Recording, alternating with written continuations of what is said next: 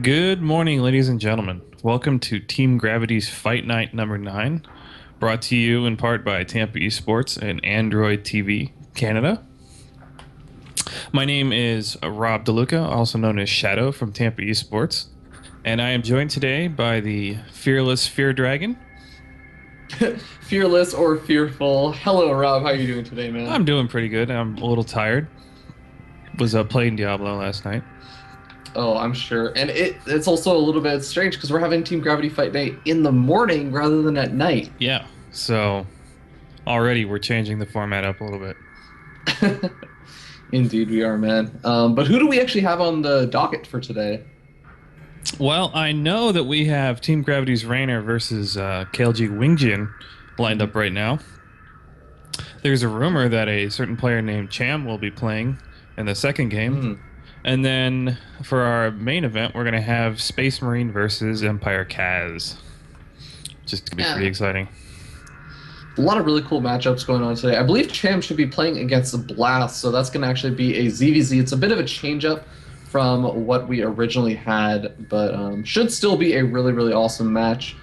For those of you who don't know a little bit about the Team Gravity Fight Nights, it basically is going to be two best of fives, which are kind of like the preliminary matches, and those are going to be between Raynor and Wingian, and of course Blast versus Cham.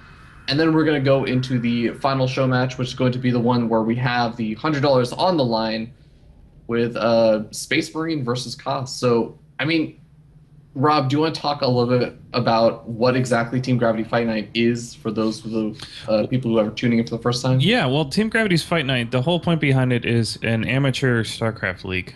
One of the problems you have as an amateur player is there's really no type of financial incentive or reward to play until you go nearly pro.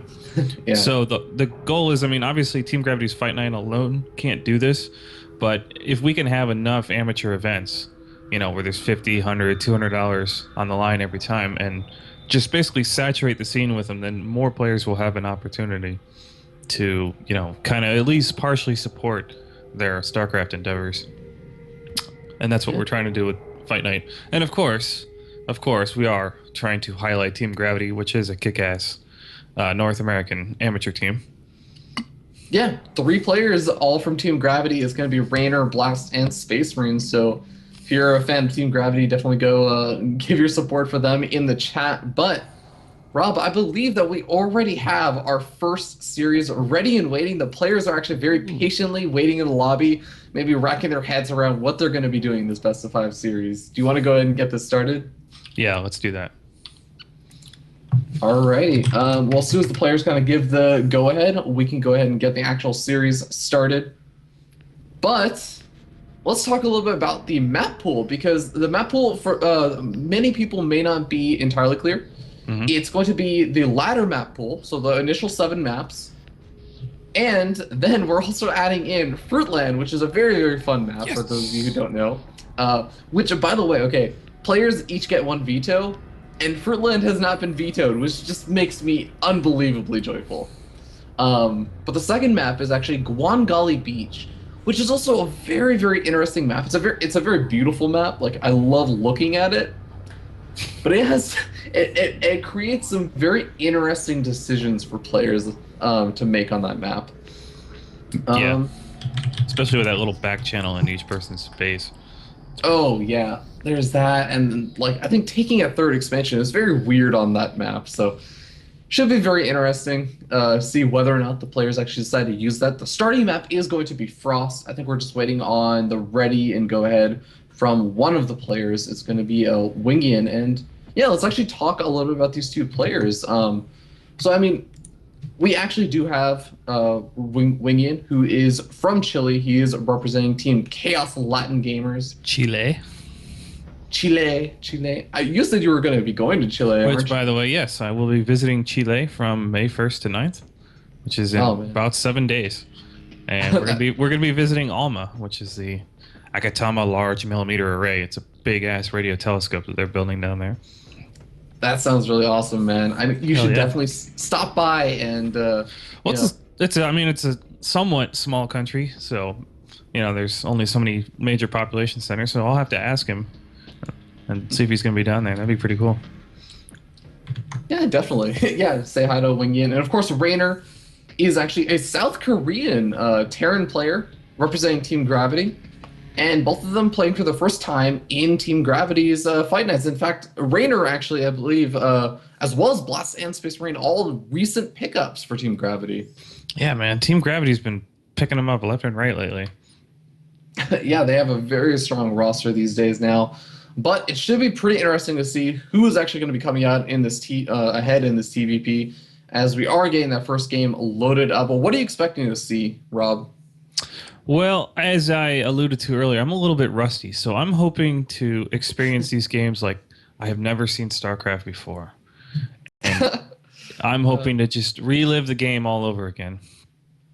Well, at least we're going to be starting it on a map that I'm sure you're familiar with. Yes. Frost map. It's actually one of the interesting maps because it's been around on the map pool for quite a bit of time, and it's going to be kind of starting it off on probably a similar, a very consistent note to what players are used to. But with that being said, let's go ahead and jump in and introduce the players as we spawn up here in the top left-hand side of the map. On top of the purple Terran player representing Team Gravity is going to be the Korean player. Team Gravity's Raynor.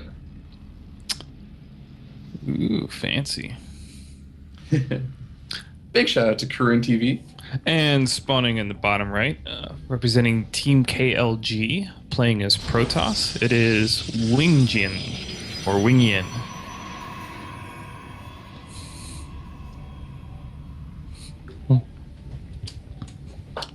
You know, the spelling makes me want to say it's pronounced Wingian, but Wingian just sounds really cool.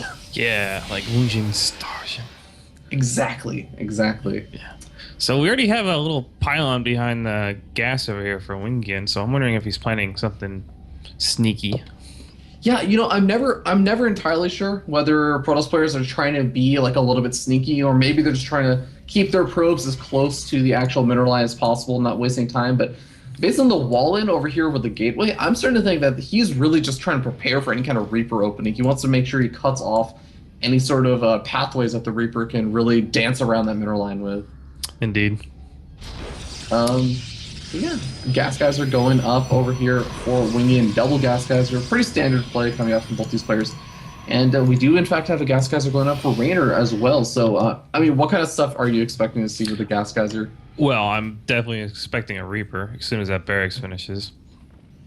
And then after that, I'm not sure yet. I'm not really experienced with Raynor. I haven't seen him play yet. Yeah, that's totally fair. One thing that I've noticed about a lot of Korean players is a lot of them really, really do enjoy being like aggressive with small little groups of units. Now, we did actually have, guys, if you were paying attention in that that earlier little overlay that we had up called the tail of the tape, Raynor is a little bit better known for his defensive and macro-oriented play, but still, I just always tend to see these Korean players loving to be really, really active with small groups of units and being aggressive with them. So I'm expecting Raynor to really try and get some nice damage done with this Reaper, as well as, of course, any scouting information you can get out. Yeah, those Korean mechanics that allow them to bounce around the map like that. Yeah, that's really what it is, man.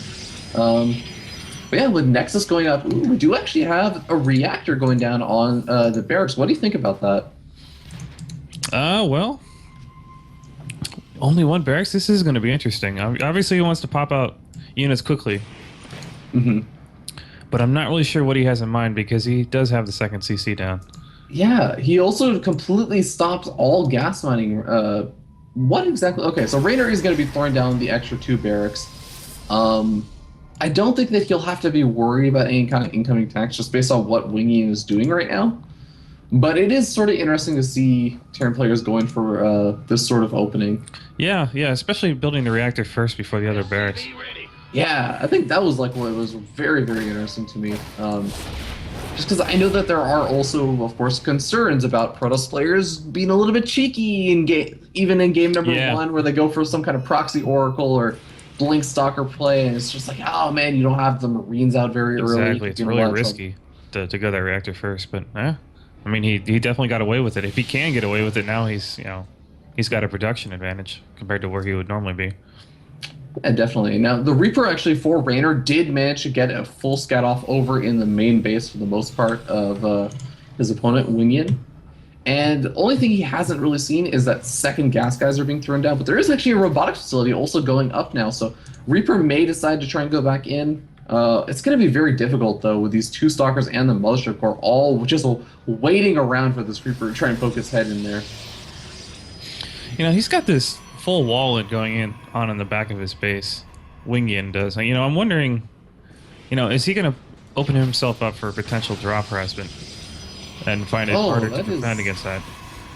Yeah, that is a little bit worrisome. Now, the Reaper does actually come in over here, and I believe he did manage to see the robotic facility. Yeah, he did.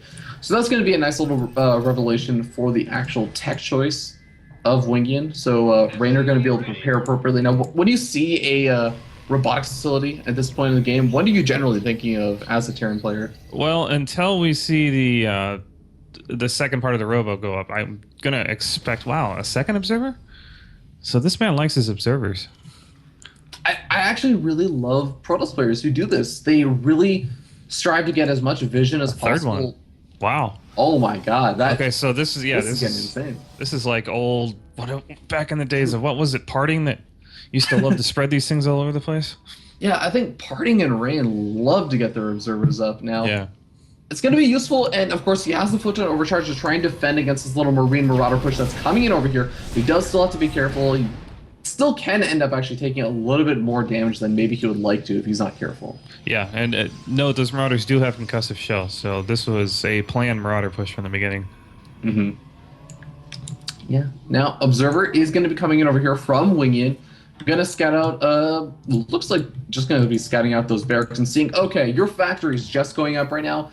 Well, I don't have to worry about any kind of drop play or anything. I can just kind of stick around, try and use my photon overcharge and maybe warp in a couple more units. But I think he's going to feel comfortable trying to lay down some of that additional tech as, yeah, the robotics bay is actually just finishing up. He has a forge, getting those extra upgrades up. I mean, Wingy is just kind of preparing for that mid to late game. Yeah, so we are seeing the Twilight Council, and I would expect this is going to lead into High Templars. Yeah, I'm sure that it's eventually going to lead into High Templars. Another kind of nice advantage for the Twilight Council is also being able to get those maybe +2 armor upgrades. But honestly, I would like to see +1 weapons just based on the fact that he's going for Colossus. But ooh, these Marines are trying to poke in over here. Nice force fields. Do manage to trap a couple of those Marines, but most of them actually just kind of waltz their way out of there. Nice. Still to this day, I'm not used to the way Gameheart colors the force fields. Yeah, do love those Gameheart colored force fields, though. Make it much easier to tell what's going on in a mirror matchup. But ooh, some nice kiting going on from Raynor. I mean, there is enough energy for a photon overcharge, but Wingian really just does not want to use it right now. He's taking a lot of damage on these Zealots. Now, the Zealots are replaceable, but once these Zealots are gone, I mean, there's not going to be any more of a unit buffer. And there we end up seeing the Marines and Marauders charging up, taking out 2 of the sentries, taking out a Zealot, going straight over to the main base. They may even be able to snag he's going to get the forge. Oh god, the Marauders, they just have such high TPS, but no, he's actually starting to go after some of those Stalkers. He managed to get the last remaining sentry. Oh my god, this is just a nightmare for Wingian right now. Yeah, but this could have been worse. I mean, he lost a lot of units, but I don't see a lot of infrastructure going down, if any. Huh, you know, that is a good point. I mean, the starport is literally only just now kind of like finished up and starting to produce that first round of medevacs. But still, I feel like at the same time, Raynor did get a full scout off. He saw, okay, I've confirmed 100% that there's a robotics bay down. I know that there's going to be Colossus out. I've taken out all of your sentries, which means that you're either going to have to make the choice. Are you going to use the gas to replace those and potentially delay any additional tech or upgrades or anything else that you want to have coming out? Or do you want to replace your sentry count? Yeah, and I don't think he's really going to focus on that sentry count because right now he's trying to tech up as fast as possible. Yeah.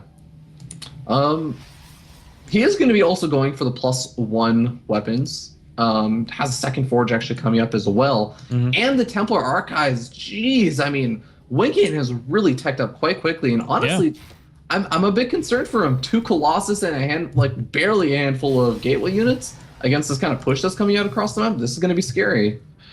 Yeah, and it's interesting to note that Raynor is just now about to finish his third command center, and we're already 12 and a half minutes into the game. It just kind of points out how Oh, aggressive he's been. oh, nice force field. Just barely going to be able to save those two Colossus, but I mean, we might end up losing a couple more Zealots over here. And Wingian has so many Zealots, and I mean, it kind of makes sense. He actually only has two guys on one of his gas guys in his main base, but on top of that, he's also going for double upgrades. He's gotten up his Templar tech. He's also trying to get Colossus out and also get a charge. So, I mean, he's really, really trying to just tech really heavily, and it kind of makes sense that he just doesn't have any gas left over to get stalkers or Nope, even additional sentries up right now. sure doesn't, and that's a very marauder heavy army. But fortunately, a zealot charge just finished, so those zealots will be a Oh lot more yeah. useful. And plus one gun actually just finished up as well, so this Colossus really going to be able to have a much higher DPS. And we're going to see a potential engagement over here. I don't know It's a what I little think risky about. charging forward with the Colossus, but it's working out so far. Yeah, it does manage to scare Raynor off as Raynor really just doesn't want to lose that army, but double medvacs are going to be loaded up. Does the observer see it? No, doesn't matter how many observers you make. If the observers are not in the right place to spot the double medevac drops coming in, but pylons actually might be able to scout these out. Yeah, and it's interesting to note that Wingian he's switched back to immortal production. You know, obviously in response to the number of marauders. Yeah, definitely a very interesting choice. Now, we do actually have a single High Templar out. Sonic Storm is about halfway done. So, I mean, here's the kind of interesting thing, Rob. Well, Yeah, we had the portals. Oh, good. look at the proxy pylon row that's being built here by Wingian up there, and Oh, my God. Those are some cheeky pylons. yeah. I'm sorry though. You're saying? Oh, yeah, I was just going to say, like, I mean, Wingian has been able to tech up so quickly. And in the end, yeah, Raynor kind of tried to do a little bit of punishment. He managed to do some nice damage, pick off some sentries and stuff. But overall, I kind of feel like Wingian has sort of just gotten away with it, getting up his Templar tech and his Colossus tech so quickly. I'm a little bit concerned now for Raynor, actually, Yes. in trying to deal with this. Wingian, he made a gamble by teching up instead of making units, and he was not punished for it. Now, the Viking count is looking pretty good here for Raynor. Ooh, I like what Wingian just did. He actually hallucinated Colossus. The Colossus that gets hallucinated is the first one that's focused fire down. The Viking count, he is actually decently high, and he managed to take out all of these Colossus charge zealots now kind of being decimated. Oh, High Templars, they do have Storm, though, and they're going to be able to zone out these Marauders for quite a bit of time. Yeah, and the third CC goes down, so this is... Oh, but at what cost? Yeah, I mean, he's going to lose a lot of expensive units here. Oh man, he does manage to keep two mortals alive long enough for the second reinforcement wave of these charge zealots to come in. Charge zealots with the 2-1 upgrades actually going to be surviving for quite a bit of time against just the 1-1 Terran Marines and Marauders. And I think that honestly, I would like to see him just retreat at this point. Yeah, definitely. I mean, pull back, rebuild your army, and solidify your third, which he has, and then come back again. Exactly. I mean, he's kind of dancing with the devil over here. I'd be a little bit afraid right now as Wingian just saying like, oh man, is there just going to be another group of units that kind of stims up and starts taking out my Marauders? And he's going to finally be able to retreat back home. But behind this, I want to note like he has more High Templars being warped in that have been gathering up a little bit more energy. They're actually going to have enough energy for 2 more storms in just a couple seconds.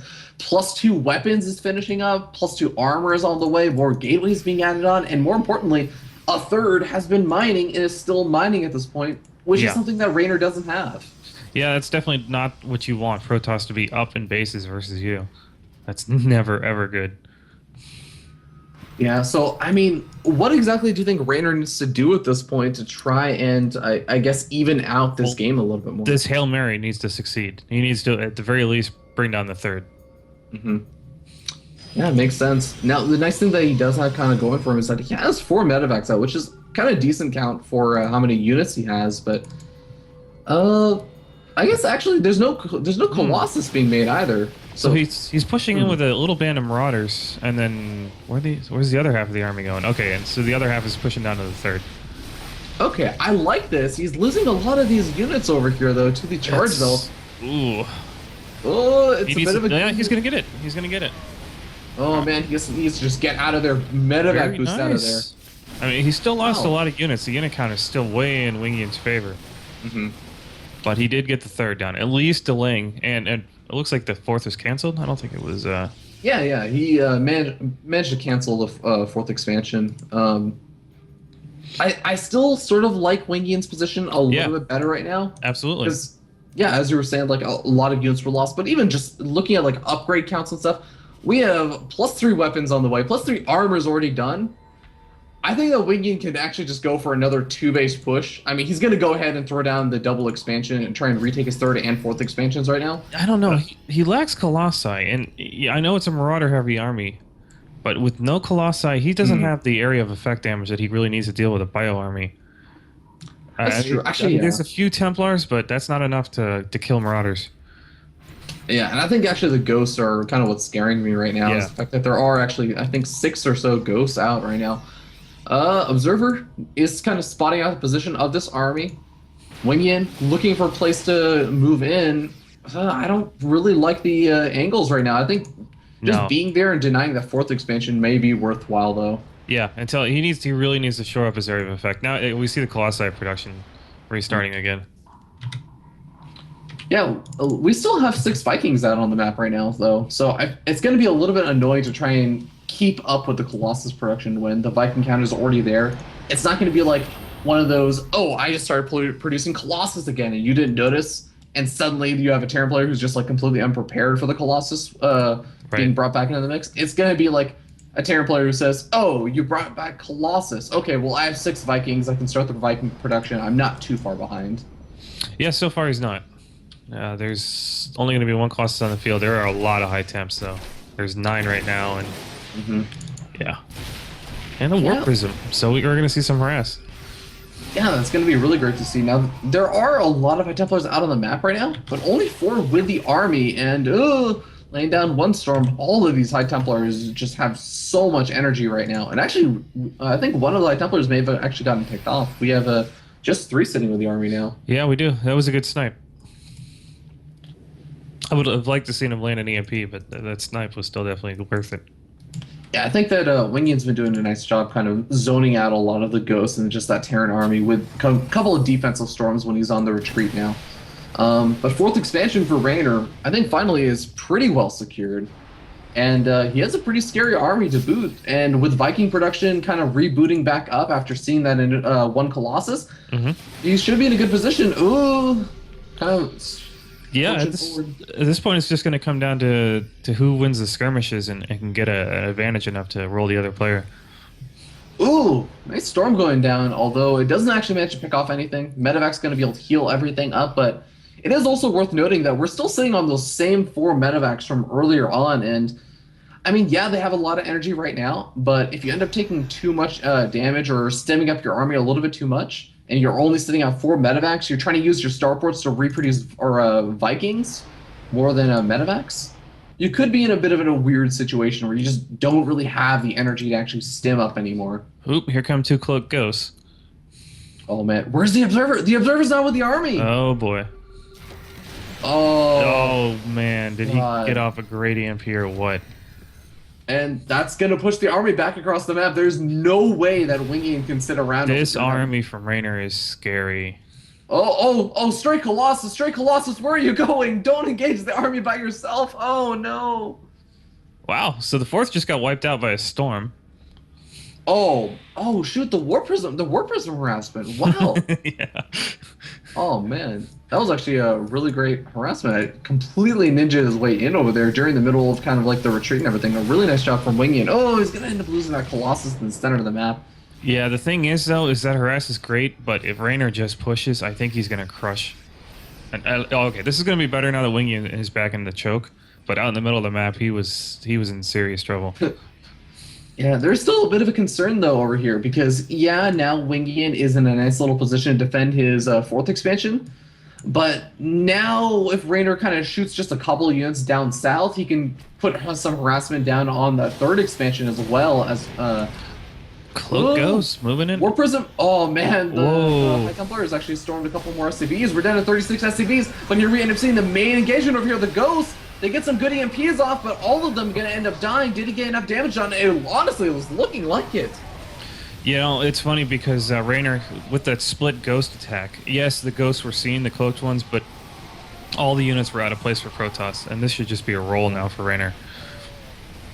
Yeah, he is just stomping over all of these immortals, the zealots, and everything have completely been cleaned up. A lot of these units are a little bit lower on health, but honestly, there's just not enough units coming out fast enough for Wingian to do a whole lot about it. He's trying to get out some of those immortals, but the fourth expansion is almost certainly going to be falling. Oh yeah, it's going down. Yeah. And I think he could probably pick off that fourth on the way back to his safety. Yeah, Wingian continued doing some nice storm harassment, and he has actually, it's worth noting, he's reduced the SCP count down to 18 with these storms. This War Prison harassment has definitely been doing a lot of work. I mean, with the third expansion and a healthy probe count still being here, maybe Wingian can just muster up enough charge zealots, archons, and just like hold on long enough to reestablish these expansions. Yeah, he's got the bank for it. He certainly does.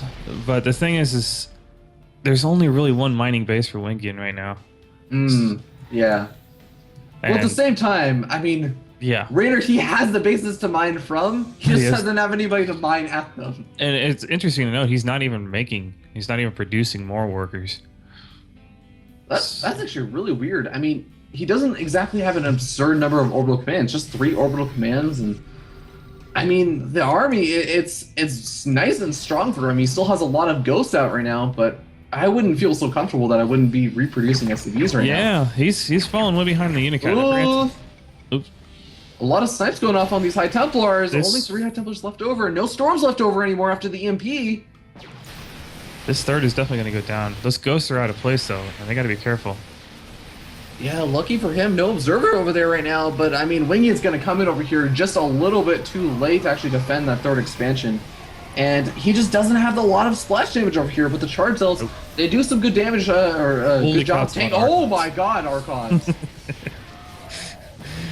We are apparently seeing the engagement go down at a church because a lot of Archons just got married over there, and it looks like with that Archon count, 3-3 Archons with +1 shield upgrades. I mean, the shield upgrades also helping out a lot. Yep. Managed to clean up the army, and the Observer going to be able to spot out the remainder of the Ghost. He actually managed to clean up everything, and he still has, I mean, he's lost a lot of probes, but he still has 36 probes left over, and he's reestablished one of his Nexus.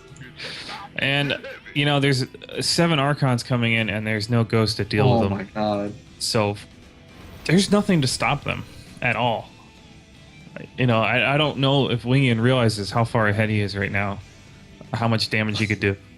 I don't think these players really realize what a weird situation it is, because it's so hard to get an accurate identification of how many workers is my opponent actually. Oh, the mules got killed. Oh man, that is actually really, really painful. Down to 12 SCVs, and if these Archons, as you were saying, like, do manage to charge in over here, oh, they're gonna have to deal with some Marauder kiting over here. That can be very annoying, but Marauders, they take damage every single time they kite back. Yep, and they can't slow the Archons, so you know, they can't pull the same tricks they pull against Zealots. Yeah, 1 High Templar also sitting with an army. You could go for a defensive storm with these Marauders trying and kite back a little bit too far. He's actually doing a really good job. He's managed to pick off quite a few of these Archons, though. Yeah, it's helpful having Medivacs around. Definitely. I mean, still 4 Archons, a High Templar, and 2 Immortals remaining. War Prism also still around. If he finally gets up an economy to warp in some Zealots, maybe he could help that out. Actually, yeah, he actually has a nice little bank of 1,000 minerals. And after seeing that warp in, I mean, we're going to see Raynor just tap out, and Wingian going to be taking game number 1.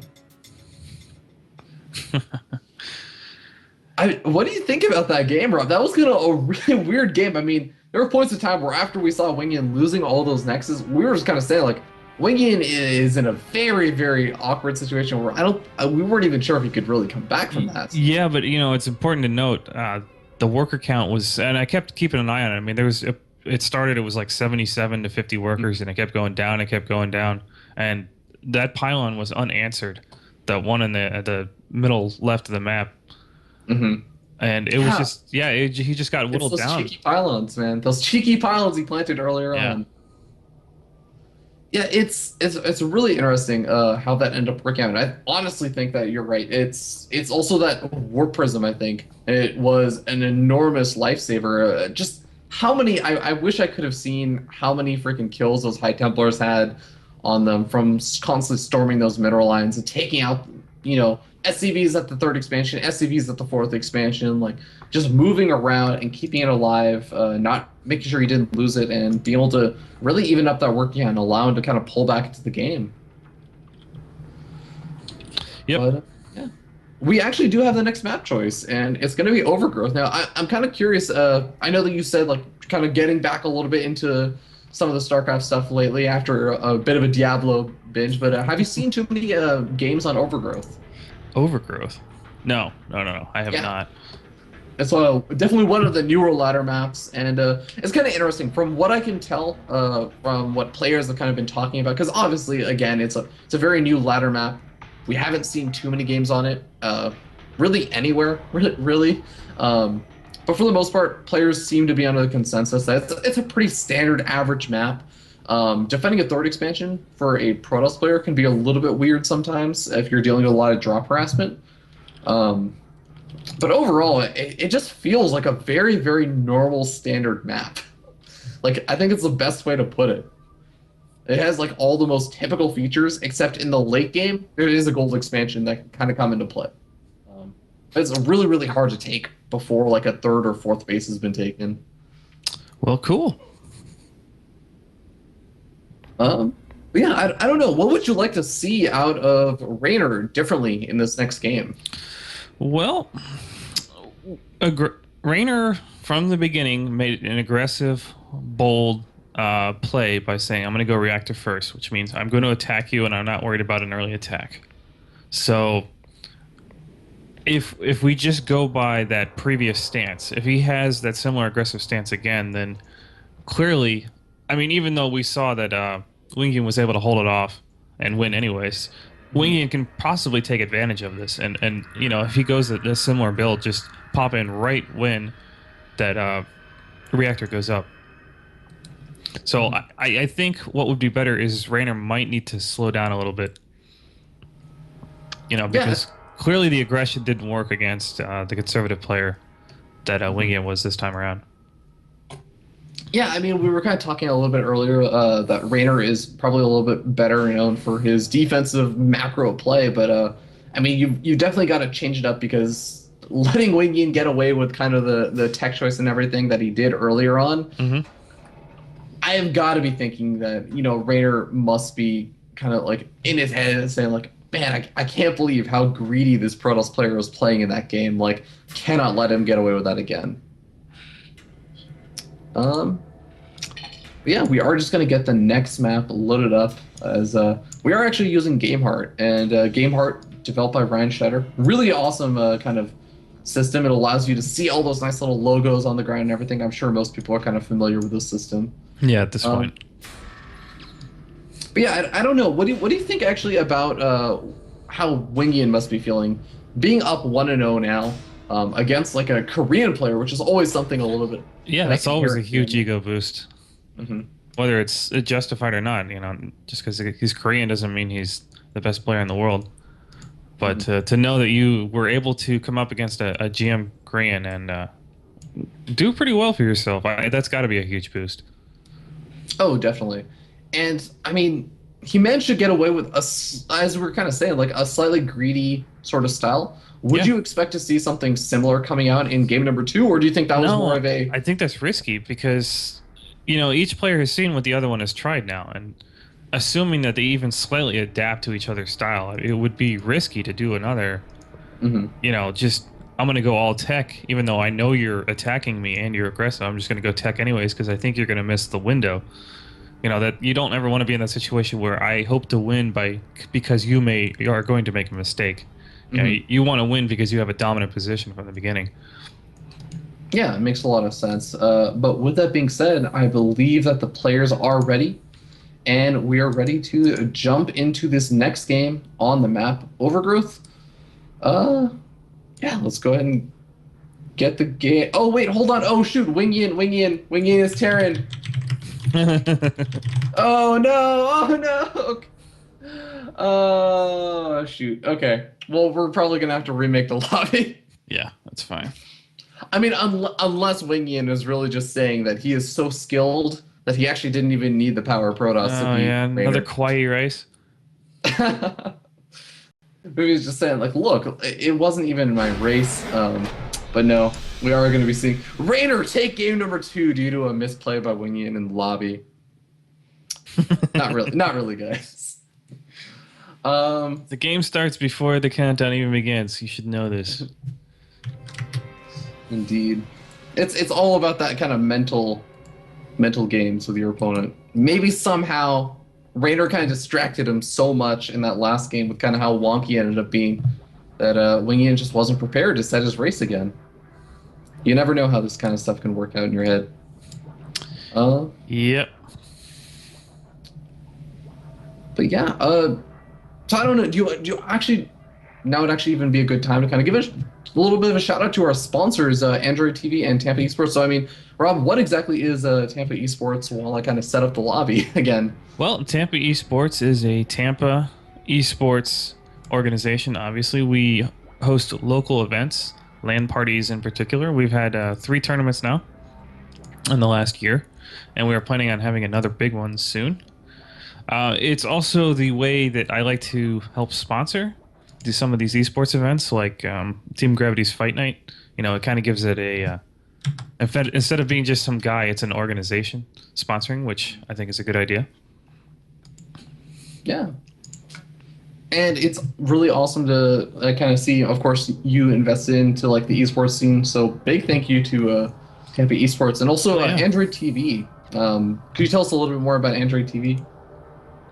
Well, Android TV makes set-top boxes. They use the Android platform, which means they're very extensible. They're feature-packed, and they're basically it provides a service somewhat like an Apple TV, but it's in the Android ecosystem. So you're not going to be quite as constrained to just Apple's, a few apps that they decide to approve. It'll be basically anything you want to get. Any type of content delivery system that is available for Android is available on Android TV. Mm-hmm. Yeah, it makes sense. And sorry, guys, actually, just it's funny how many options there are in game art to actually set up. So I pretty much have everything ready, and I think the players are ready. So we're gonna go ahead and get it started. This time we actually have all the correct races involved. So let's go ahead and get the game started. Once again, it is going to be a TVP on Overgrowth, and big thank you again, as Rob was just saying, to Tampa Esports as well as Android TV. Android TV also sponsoring Team Gravity. And yeah, should be pretty interesting. Currently, we have Wingian up 1-0 against his Terran opponent. And KS Latin Gamers, man, they're looking pretty strong. Indeed. You have to hold on. I'm stuffing my face with a bagel. All right, sounds good. Well, while you're doing that, let's go ahead and introduce the first player. Spawning up here in the top right-hand corner of the map, we have the blue Protoss player representing Team Chaos Latin Gamers. It is Wingian, currently up 1-0. Woo! You are so good. And a nice little compliment. And spawning in the bottom left, currently down 1 game, representing Team Gravity, it is Raynor.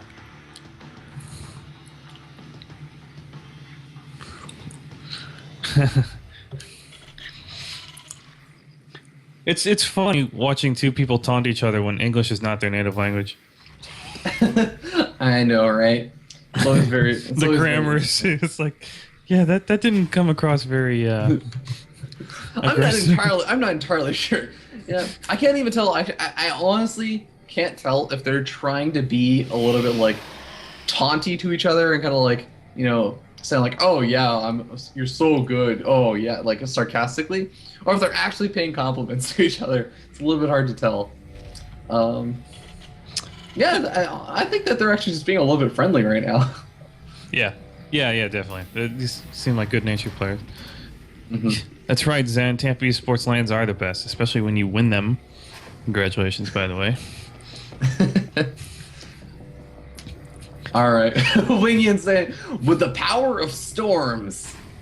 I don't know, Raynor kind of throwing out the smiley face. Honestly, I don't think on the inside he's smiling too much right now. There's not a hell of a lot on the line except for the pride and confidence of your team. No biggie. That is true. Yeah, the only the final show match is going to have that final prize money available, that $100 prize pool, where $75 go to the first place winner and $25 go to the second place winner. But let's talk a little bit about the actual game at hand, as we do have pretty normal openings coming out from both these players. Indeed.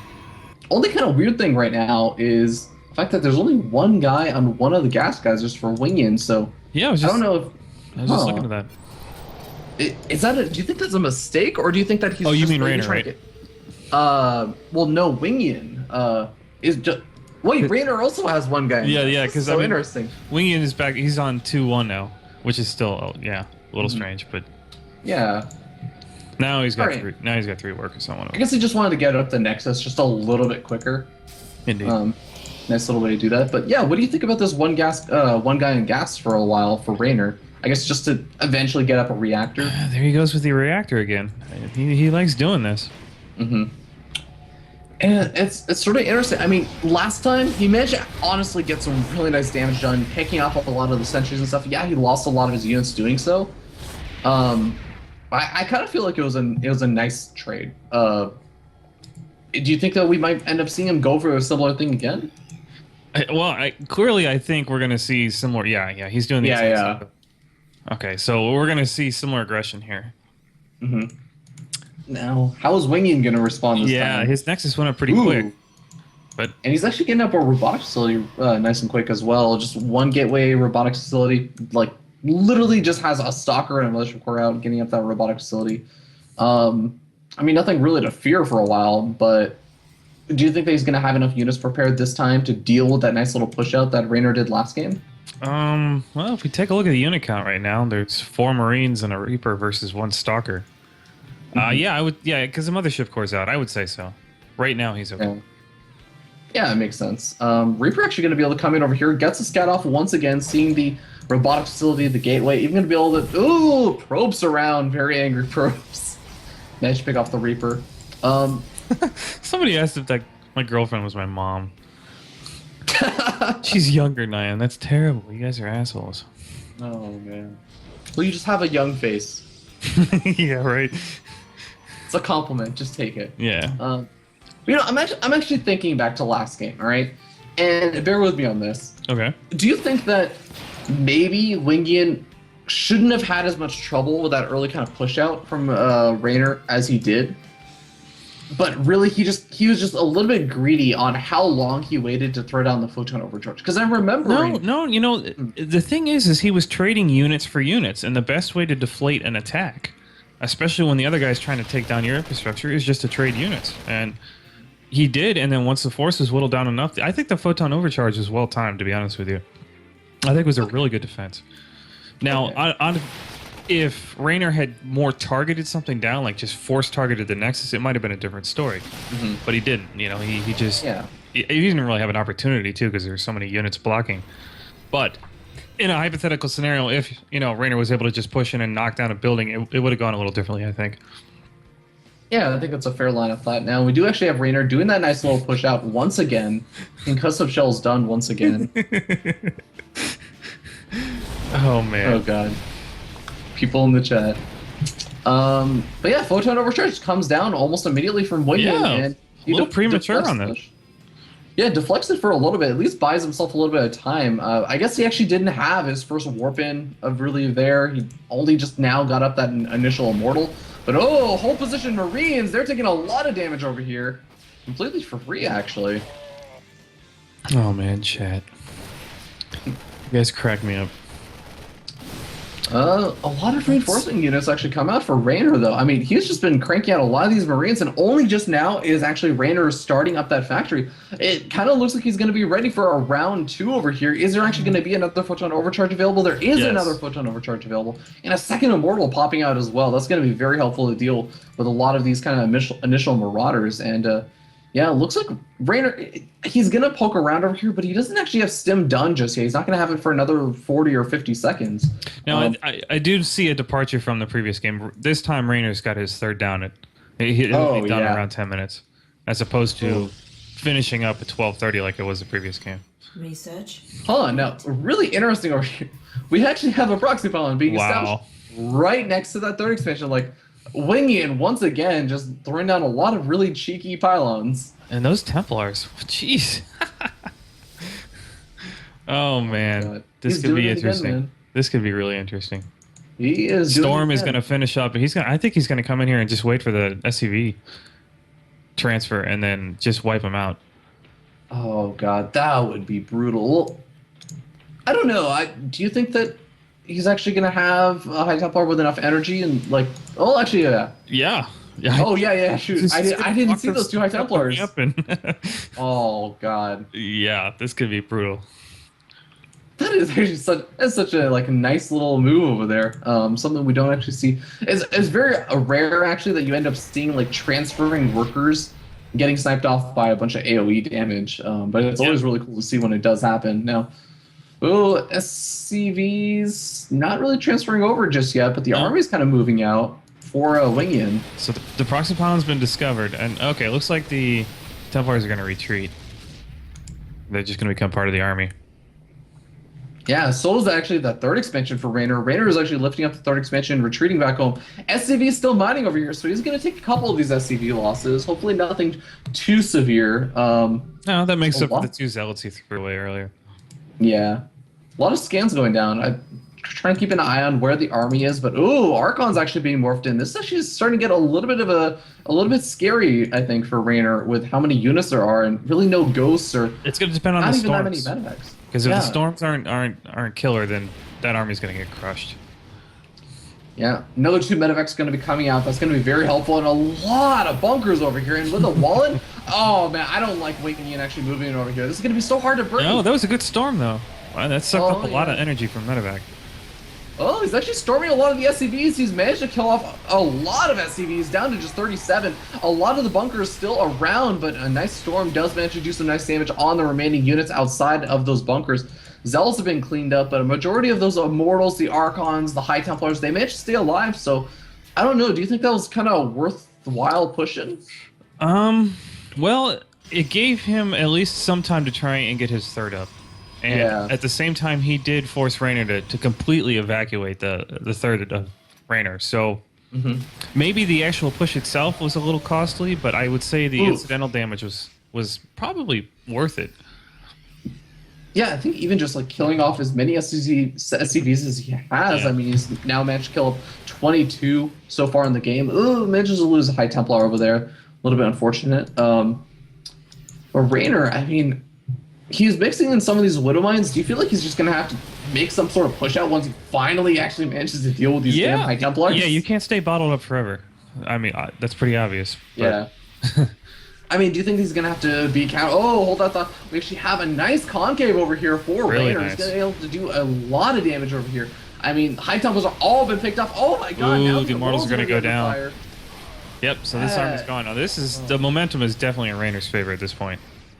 Yeah, and like I was saying, like, I mean, do you think that we're going to need to see this big counter swing over here for Raynor to be aggressive and maybe even try to deny the third? It doesn't have to happen this way. He can also just use this time and this map control to get his third back up.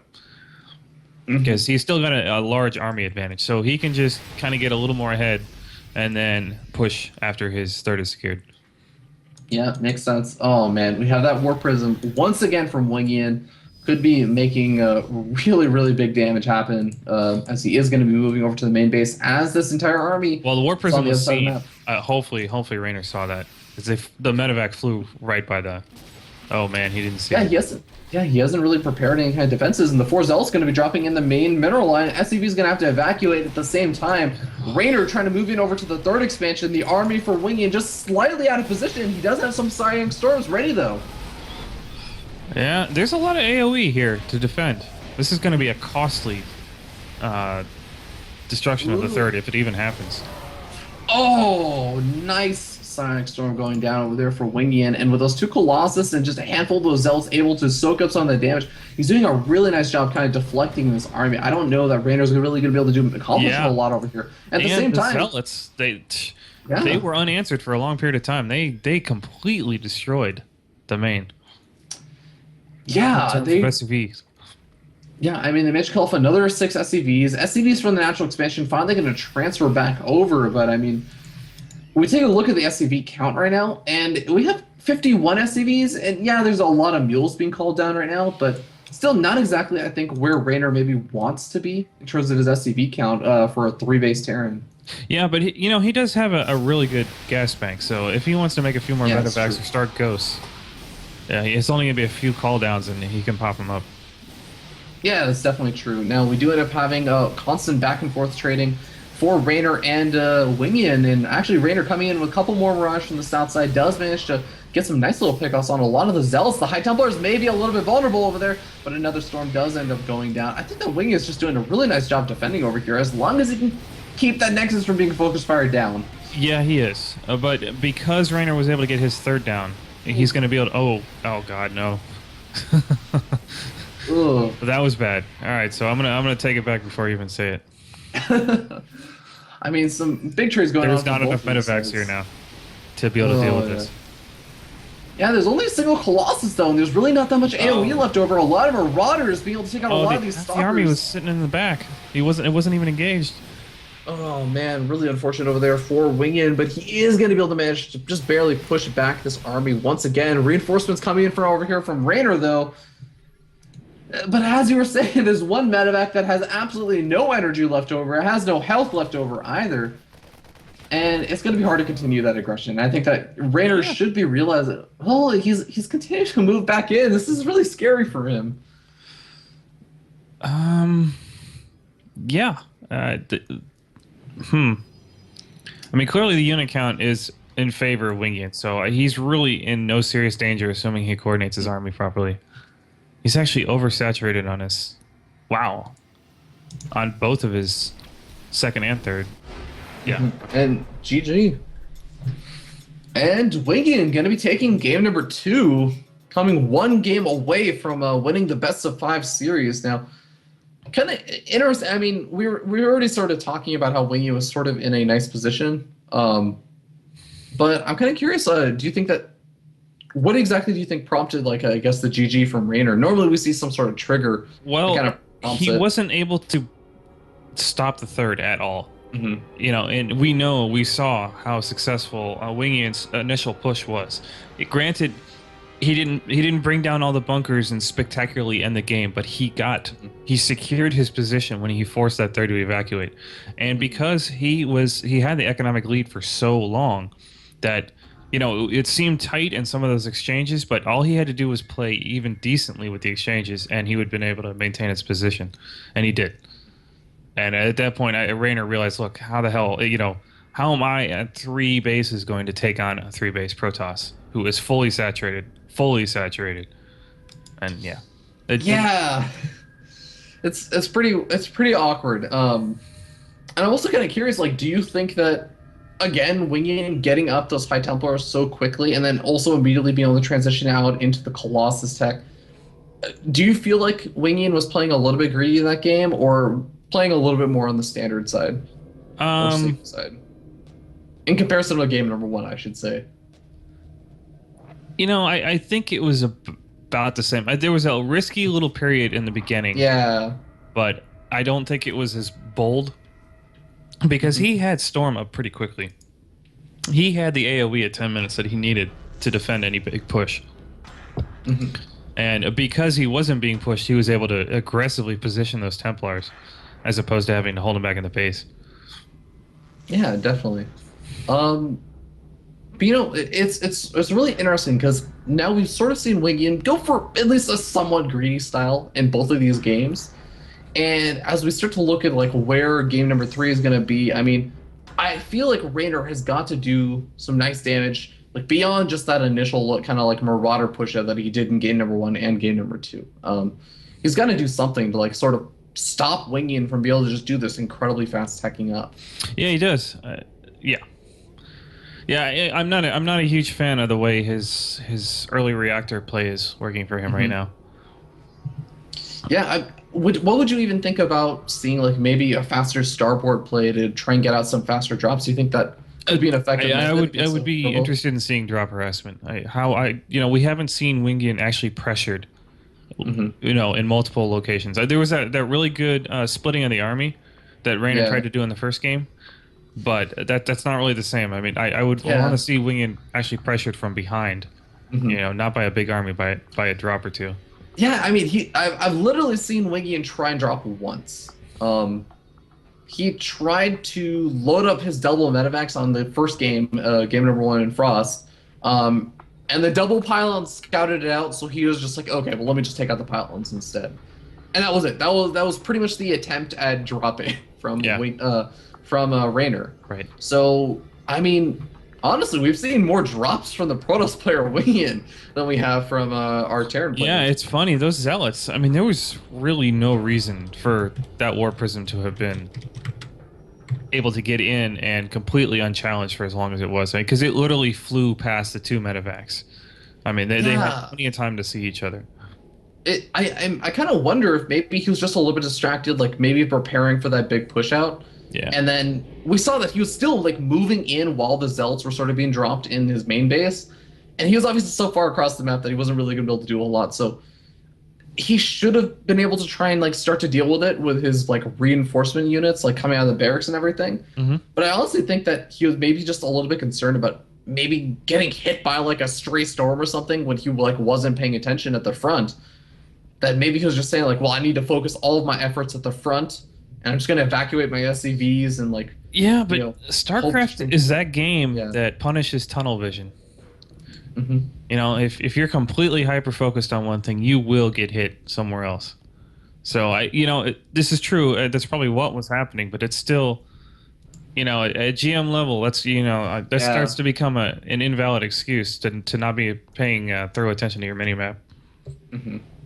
Yeah, and it's really interesting, and it's going to be something that Raynor is going to have to try and deal with because now he is down 2 games in this best of 5 series. He's 1 game away from losing the series against Wingian, who honestly, I just it's a racist to say, but he's against the Korean. Like Yeah, I mean, there are implied uh, you should like just outcomes from GG. that. I mean, the I moment the know game exactly, starts, it's right? Korean. Come on.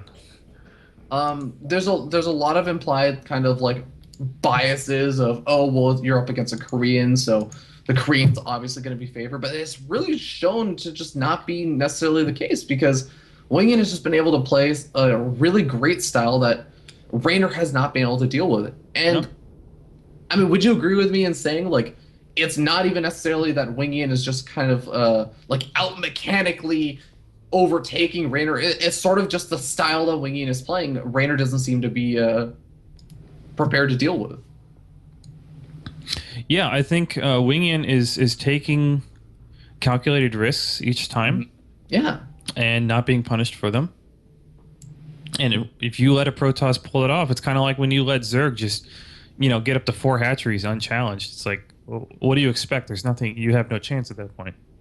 Mhm. And if you let Protoss make a tech gamble of any kind, then he's going to get ahead and stay ahead. Yeah, it's gonna be something that he has to do something. We were talking about like drops would be great. Yeah, Now, I want to see drops. I think that would be helpful. Anything to throw off the rhythm of Wingian and actually force him to get in a play-by-play mode versus, just going from rote memory. yeah, I think that would be a great option. Now, looks like we do have pretty much all the players ready and everything. Uh, The ghost is speaking to us. Yeah, sorry guys. By the way, big shout out to Korean TV, our observer. He is basically handling all the production aspects and everything, and he's whispering in our ear. I didn't actually hear what he said, but yeah. Um, but yeah, we are going to just get this game started in just a couple of seconds as we just have 1 or 2 more settings with GameHeart. Big shout out again to Ryan Shutter, GameHeart. Honestly, Rob, I don't know how much like you use GameHeart, but like I love GameHeart. Oh, I've used it since the beginning, since it was stable enough to use. Yeah, it has just been so like it's so great because between the different things of just like throwing up obviously the team logos up there, that was like the nice kind of like start. But then like moving on to like other cooler things, like if you actually take a look during those the intros for the Team Gravity player, Gravity's Raynor, you'll have probably noticed like that there's the sponsor logo. also over there for Android TV and everything. And it's really awesome that Ryan Shedder has been able to like implement those kind of things into the game. It's really really cool to see. But yeah, I think that we're all pretty much set to go on the map Waste Station. Now, again, Waste Station, one of the newer maps. So, Rob, I'm not sure how much you've actually managed to see this map as well. I know I actually haven't really seen any TVPs on it. So it's going to be interesting. But something that is worth noting is that there are 2 island expansions. Yeah. And this I have it creates a very interesting dynamic whenever there's a Terran player involved, especially with a Protoss player in the game.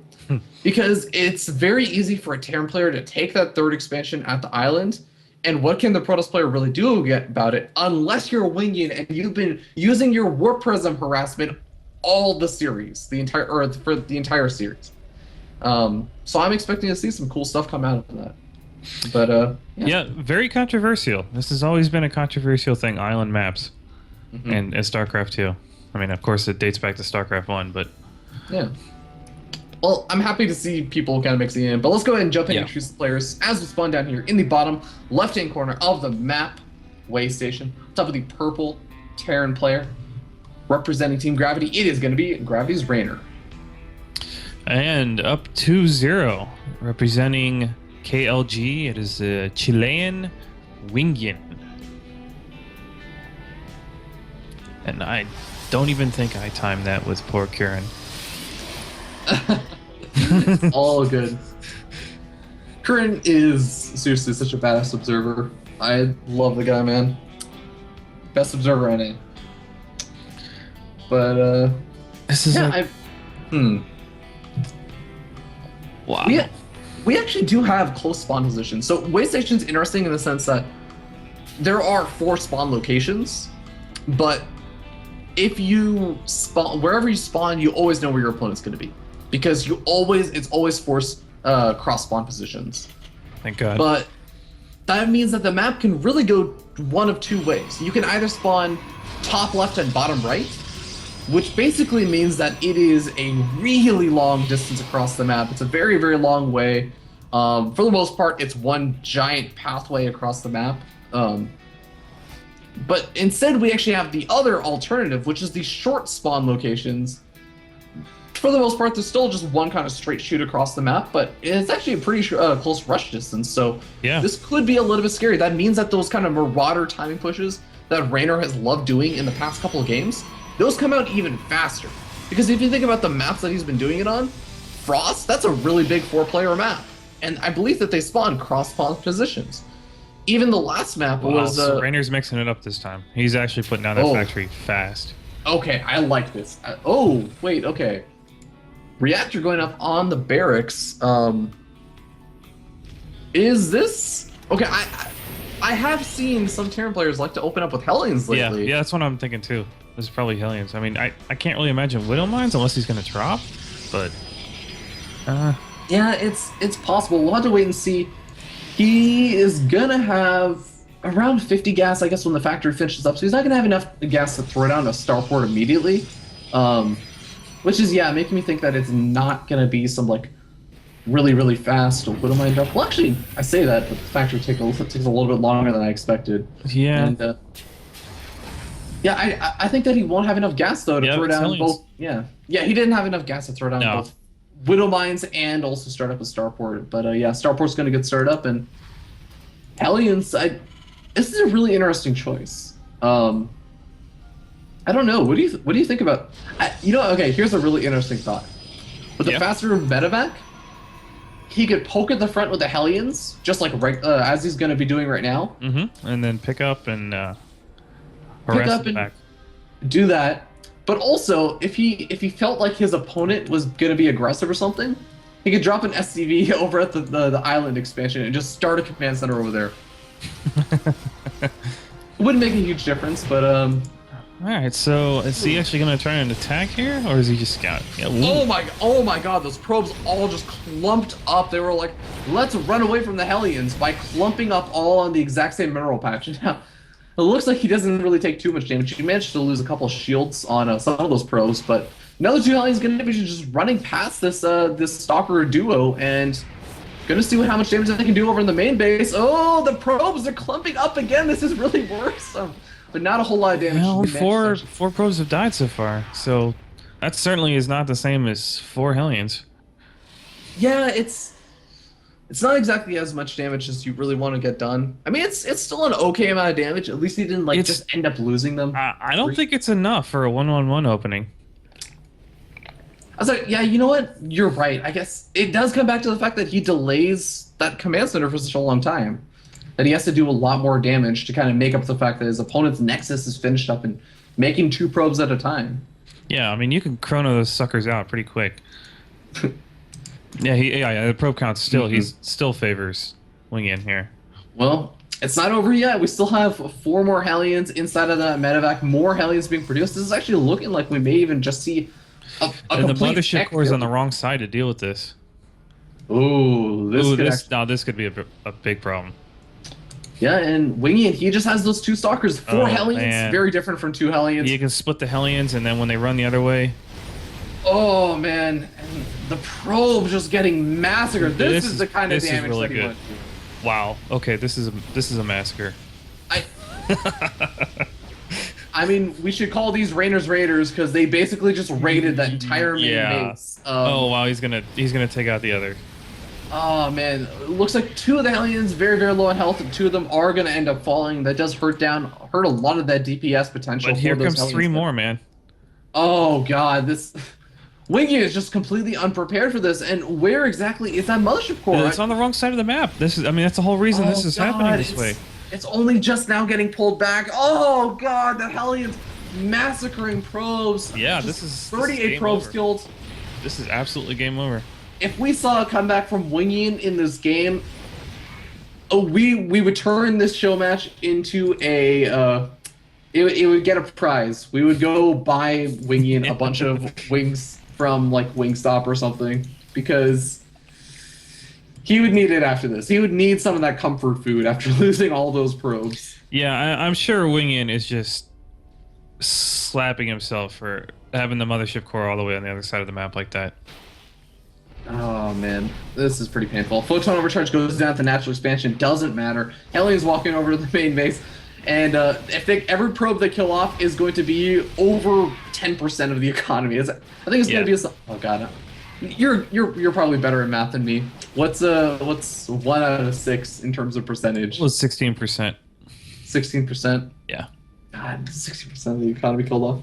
Okay, well, we now have less workers on the map than we start off with in a game of StarCraft. And now we have 0 workers on the map for Wingian. Yeah, it's not funny. Not enough for another worker. A cloaked Banshee was actually shot down, but it still came over with 0 workers.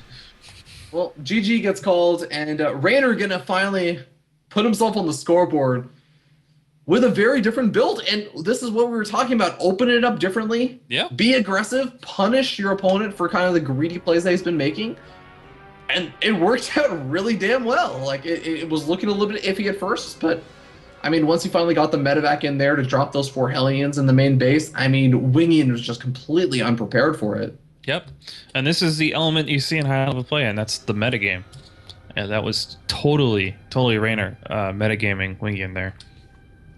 That's right. And I mean, do you expect to see, like, or would you be opposed to seeing Raynor open up the same way again? Just like, well, this was fortunate because of the close cross spawns.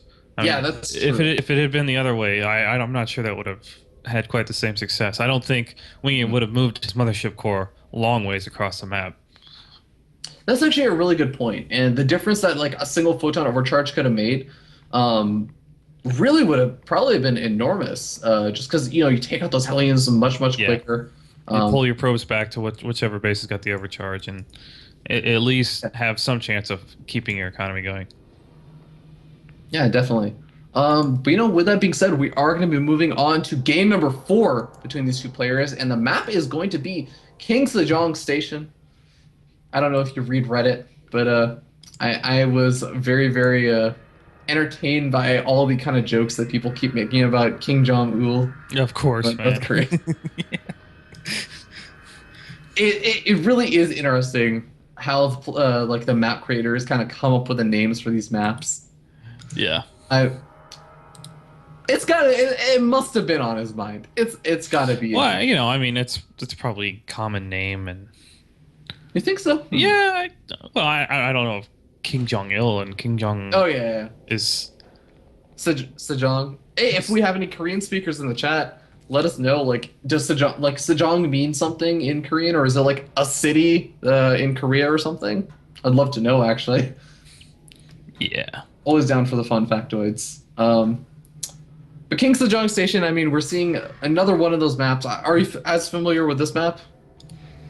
No, I'm trying to no, get no. this. Okay, Not at all. But I mean, it was yeah. pretty easy to All to the new see. ladder maps, yeah. Yeah, the previous map, what the type of play it would have had with that wide open Oh, yeah. center, and especially when they cross spawn so close. It's like, yeah, you basically just got like a short circuited whirlwind situation there. Yeah, no kidding. Um, King Sejong Station's an interesting map. It's actually a kind of a short distance by air from main base, or like I should say from natural expansion and natural expansion.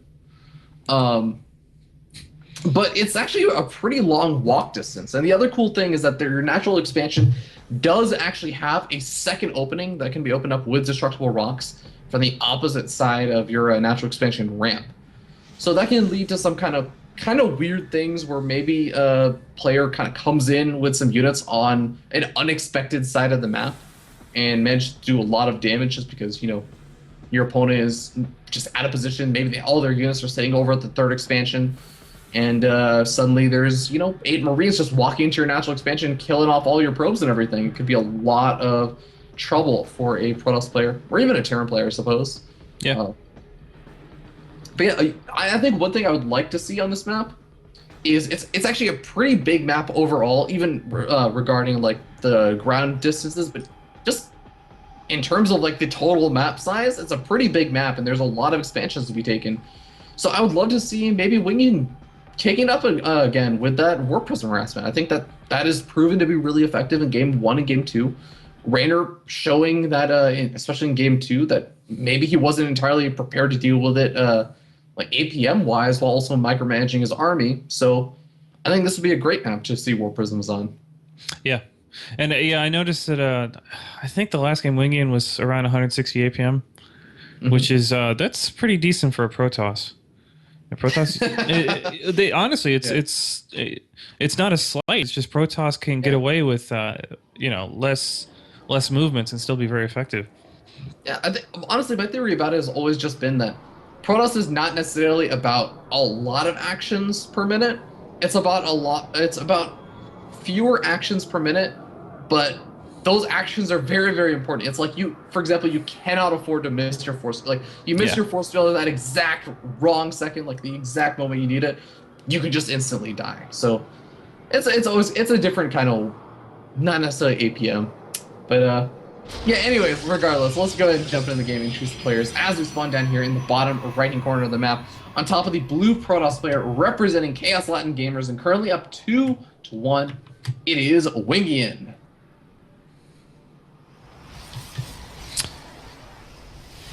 And spawning in the top left, a nice little cheeky 1-1-1 Hellion play last game to take his first game in the series. Representing Team Gravity, it is Raynor.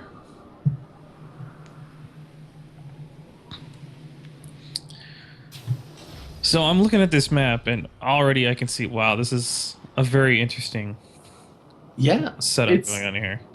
Yeah, so for those of you who are maybe less familiar with it, maybe you haven't really laddered or seen too many games on this map yet, the way that this works is that if you go from the main base to the natural expansion, you can see it. Okay, that's pretty normal. You have your nice little cozy one force field ramp down to the natural expansion. And now with the natural expansion, you have two openings. You have the destructible rock opening, and you have the normal opening. Now, the normal opening is a nice wide old ramp. It's actually a little bit wider than most ramps tend to be, which really more plays an effect in Protoss versus Zerg than this matchup. But still, it can cause a couple of problems potentially if the Terran player decides to poke up that ramp and lay out the photon overcharge. It's a little bit harder to force field in the Terran units and stuff. But after that, you try and move down, and now you have this really weird kind of zigzaggy path to get to your opponent's Yeah, natural expansion. exactly. And that's the kind of long ground distance that I was talking about, whereas the air distance from natural expansion, not actually that long.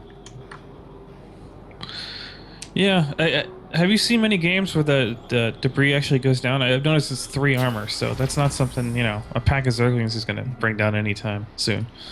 I've seen it happen a couple of times in PVZs and stuff, or a lot of matchups with Zergs. I've seen it happen. Not as much in Protoss versus Terran.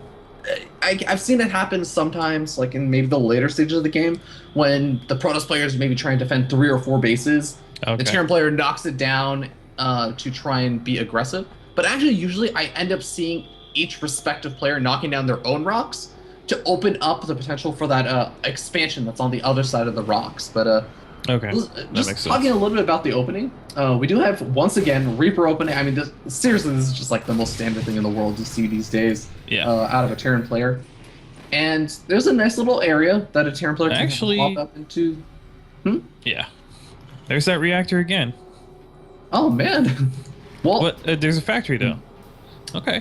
but he Okay. has an Good. expansion down this time, so he doesn't have to do quite as much damage with this. So, I kind of like this opening. I like the opening because this to me says he's going to be going for that same bio style play. He's not going to go in for a lot of Hellions, but he wants to get up faster medevacs, and this is what we were talking about after game number 2. This is what we were saying we would like to see out of Raynor. Yeah, I agree. Oh, we don't mind coming out. I mean, I don't think that's the worst thing in the world. He can go for a nice little medevac drop with, yeah, exactly. like 4 to 6 Marines and like a Widow Mine or 2. Could still work out pretty well. This Reaper's still being annoying. Yeah, it's been doing a good job, and it's gonna actually get over to the main base. Will he get a scout off on the tech? It's down on the bottom side. He does not see the robotics facility. That's unfortunate. I mean, he's got to assume that, he's seen this same style of play so many times now that Wingian really favors having that early robo and observers all over the map. Yeah. Oh my god, he throws down the scan though. Maybe he's not so sure. He doesn't see the robotics facility. It's just barely out of vision range. That has got to be so annoying. And the worst part is he definitely knows, like, that there's a pylon down over there that's powering, like, that one gateway he sees. But he doesn't see the robotics facility. So maybe he'll go back in over there and get a scout off with the drop. But it doesn't look like he's going to be able to move out for at least a little bit. He has to deal with these 2 stalkers at his front. Yeah, I don't think they're... Oh, wow. He's not microing the Marines at all. There we go. Okay. Stalker's going to be losing a lot of that health, and it's that high ground advantage that really caused a lot of problems for Wingian to try and do a whole lot of damage over there. But medevac drop, it's immediately loaded up, and it is basically at the natural expansion in a matter of like 15 seconds. But Wingian, he has a photon overcharge ready and available. Where is he going to use it, though? Well, okay, he's just going to drop right on the center line. Probes! And nope. Okay. 2, 3, I think. Oh, they were all just running in one giant pack. Once again, Wingian really scaring me by clumping up all units that do splash damage. Yeah, but he timed that pretty well. Yeah, He knew those things had to burrow and lock on first. Yeah, it's so funny. I get scared every single time, but I mean, really, he hasn't like clumped up his units and lost a ton of them because he clumped them up at all in any of these games. So I guess I'm sort of fretting for no reason. I really wish Raynor would try and punish this. I'm going to clump all my buildings up in one little spot. The thing that Wingian does here. Yeah, it's sort of interesting because it stops like the Reapers, but as you were saying in some of the previous games, like it makes it very vulnerable to drops. And you know what? Raynor could very well just be doing that right now. Well, kind of. He drops 1 Widow Mine, but I mean, That's no. Photon Cannon is already out. The Widow Mine's going to probably end up just dying over here, and a little bit of a dud of the drop. Yeah, I'd be interested to see if a 2 medevac drop a Marauder or something could just pick off these pylons and just be like, haha, have a nice day. Yeah. Oh, single stalker. getting a little bit out there. Oh, he actually is going after that medevac. He gets it pretty low in health, but the medevac manages to boost away. Some nice control over there from Raynor, keeping that medevac alive. The stalker was just a little bit too fast for those Marines before Stim is finished up. So looks like he actually may be able, oh no, there's no escaping over here. He cannot knock down the destructible rocks fast enough. Well, that Marine, he doesn't see the stalker. All right, it's gonna go. Oh, wow, the stalker actually manages to survive. Huh. 2 points left. The Colossus. Whoa, what? Why is the Colossus? Yeah, I know. It's like, hey, I'll help. Yeah, honestly, yeah. No, it's not gonna be able to pull it off with half a medevac. Oh my god. I like how the medevac came over there and I was like, okay, let's finish off the stalker. And then it was like, wait a second, why is there a Colossus over here? Yeah, I was worried about that, but Raynor didn't have enough units to punish that. And medevac actually ends up going down. And at the end of the day, nice little bit of harassment, kind of back and forth between these two players. But really the big story over here is that both these players have sort of been macroing up behind it. We have a lot of barracks added on for Raynor, kind of powering up. He has a nice little army that he's moving out across the map with. In the meanwhile, Wingian has managed to get up 1 Colossus. He's getting out his third Colossus. The second Colossus just finished up. But Thermal Lance is only just now starting. He delayed that Thermal Lance to get out the Colossus sooner. And he's not going to have it in time for this push. So he's going to have to really be careful with these force fields. Yeah, I think he can just, once he figures out what Space Raynor commits to. Oh no. Oh god, immediately gets picked off. The force field's a little bit late. And the second Colossus is going to go down. The Sentry is already getting picked off as well. Ooh. The unit's loading up into the medevac, just going to go straight over to the main base. There is enough energy for a photon overcharge, and he's definitely going to have to lay that down. Yeah, he does end up doing so. But I mean, just being able to pick off both of those Colossus, a ton of the Sentries, that was just devastating damage for Wingian to take. Yeah, that was just raw, overwhelming force. He just had the unit count to just bust in there and be like, haha. Mm-hmm. And unfortunately, Thermal Land's still not even finished up. Oh, Medevac's actually going to be picked off for free over here. Wingian with some nice little stalker placement over there. A little bit of miscontrol over there from Raynor. Is going to push in with a couple of these Marines and Marauders after seeing how many units there are left over now. Because honestly, Wingian, he lost his Colossus, but he managed to keep a lot of his gateway units. So oh no, Raynor has to be careful. Yeah. Oh, he was actually pulling the units back so that the drop in the national expansion could move in, and he actually managed to do some nice little damage over here. Oh, ends up losing one of the medevacs though with all of those units inside of it. Well, he's managed to kill 12 workers. That's total. That's not that bad. Yeah, I am kind of getting worried though. I'm concerned that Raynor is going to continue this aggression. This is going to be like the opposite problem of game 1 and 2, where game 1 and 2 Raynor was sitting back a little bit too passively and letting his opponent kind of tech up and all that stuff. This game, I feel like Raynor may be over committing his units. I'm afraid that he's just going to lose too many units, and Wingian's just going to move across the map and counterattack and deny the third expansion and just do too much damage to him, because Raynor just won't have enough units left to defend. Maybe. I mean, he is pushing hard here with the unit production. Yeah. I don't know. He's got a pretty good reinforcement train. If he can pick off those Colossi, which hell no, he's not going to now. Yeah, Thermal Lance is finished up. That plays a world of difference from those earlier engagements.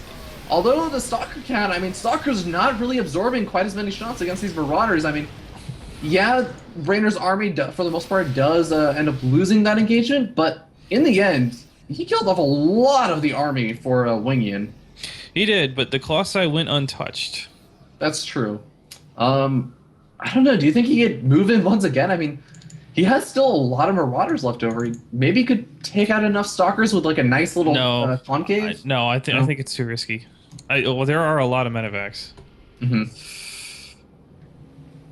Well, he's going to go back in again, and he may actually be able to pick off one of the Colossus. One of the Colossus immediately gets picked off. A really nice snipe off by Raynor, catching Wingian completely off guard. The second Colossus getting focus fire down. He does not manage to pick it off. Colossus drops down to half health, and in exchange, Wingian managed to take out all of those Marines and Marauders. Only a couple of reinforcing units left over, and they're actually going to be trying to engage these Stalkers. Stalkers blink up, managed to take out a lot of those units. Raynor continuing to reinforce and going to be able to push back a lot of those Stalkers.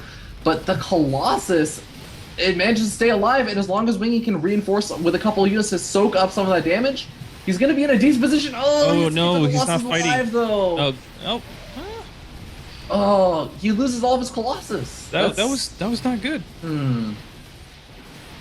And he's trying to commit once again with these stalkers. He's kind of taking the engagement, but oh god, I don't agree with the exchanges that have been made. I think that Wingian is definitely losing a lot of those very, very expensive units. Behind this, we actually have a fourth expansion going up for Raynor that's just now finishing up. Raynor also will be able to get up his +2 weapons, whereas well, it looks like they're relatively kind of quote unquote evenish on upgrades, sort of different choices coming up from both these players, but I don't know, man. It's sort of a weird sort of situation. Yeah, it is because Raynor was that first push. I was like, no, the Colossi should repel it, and they did. But then his follow-up push, man, I mean, he managed to pick off both Colossi. They didn't pull back in time. So what should have been a pretty even exchange ended up being wildly in Raynor's favor. You know what's really interesting about how like all those Colossus snipe offs have really impacted the game, as we actually see a little bit of warp harassment getting shut down. And oh, we might actually see the bit of an engagement over here. So hold This that is thought. not good for Wingian at all. Oh god, he needs to retreat back. No, he's just screwed. gonna have to He cornered himself. He's screwed. Oh my god, he throws down the time warps. Yeah, I feel like he could have maybe tried to recall out of there, but he's doing an okay job, kind of soaking up a lot of damage. Until those zealots. time warps go down. Look at the size of that concave. Oh man, those Marauders. Yeah, once those units are the gateway units get cleaned up, there's nothing left to defend the Colossus. All the Colossus is gonna fall. GG gets called, and Raynor even it up to series 2-2. Yeah, if you guys would just have a mental image of a snowball at the top of a hill, and just giving it a little push. Oh my god, That's what happened there. That was a little bit crazy. Okay, one thing that I wanted to say was like, with the way that Raynor was able to pick off all those Colossus, the Colossus count never got above 2. I don't think. And one kind of interesting thing that meant was normally if you're a Terran player and you see like a Protoss player going for Colossus, you're thinking, okay, well, it's time to start the Vikings. I have to halt my medevac production. I have to be a little bit more careful with my stim ups and stuff, and I have to be careful because if I lose my medevacs, then I basically can't even really heal up my army anymore.